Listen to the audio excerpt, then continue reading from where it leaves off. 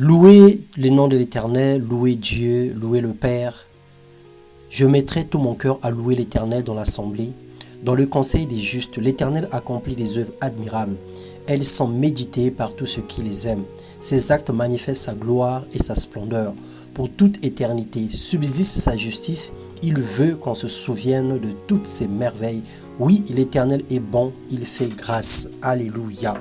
Bonjour bien-aimés frères et sœurs, excellent week-end à tous. Bienvenue dans le podcast de ce jour. Nous allons partager la parole de Dieu, le thème de notre méditation, le jugement dernier ou le tribunal céleste. Dieu appellera tous les hommes et toutes les femmes en jugement. Dans le livre de Jacques, le verset 3, le chapitre 3, le verset 1 à 2, il est écrit « Ne soyez pas nombreux à vouloir devenir enseignants, car vous le savez, mes frères et sœurs, nous serons jugés plus sévèrement. » Mon frère, ma sœur, l'enfer existe. Il n'a pas été créé pour l'homme, mais plutôt pour le diable et ses démons. Malheureusement, certaines personnes iront avec le diable dans ce lieu, pas parce qu'ils ont péché, mais simplement parce qu'ils ont refusé de se repentir. Le Seigneur nous appelle aujourd'hui que chacun reste dans le couloir dont le Seigneur l'établit. Par complaisance ou par ambition, ne faisons pas l'œuvre que Dieu ne nous a pas confiée. Acceptons de rester au pied des pères pour apprendre d'eux. Reproduisons de façon intégrale la parole de Dieu sans ajouter ni retrancher. La Bible dit « Malheur à vous, spécialistes de la loi et pharisiens hypocrites, parce que vous fermez aux hommes l'accès au royaume des cieux. Vous n'y entrez pas vous-même et vous ne laissez pas entrer ceux qui le voudraient.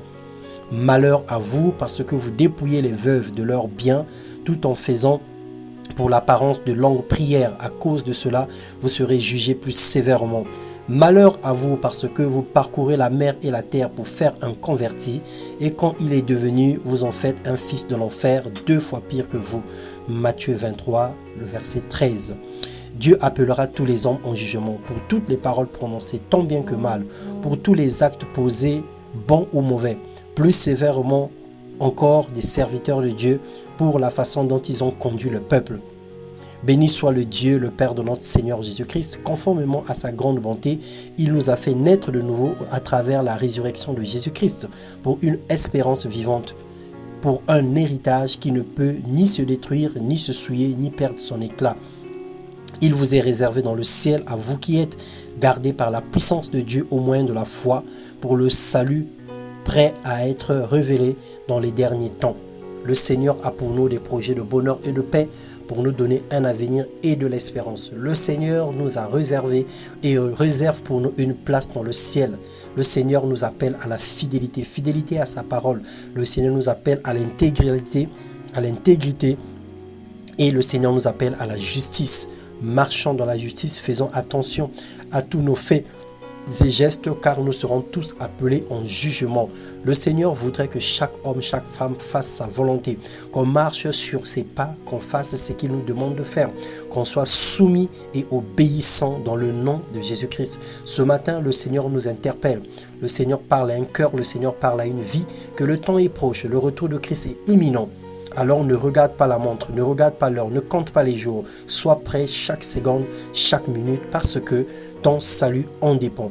Que Dieu nous accorde l'humilité et la simplicité de cœur à pouvoir accepter ta parole, à pouvoir se tourner vers lui, à pouvoir considérer tout ce qu'il nous donne comme avertissement.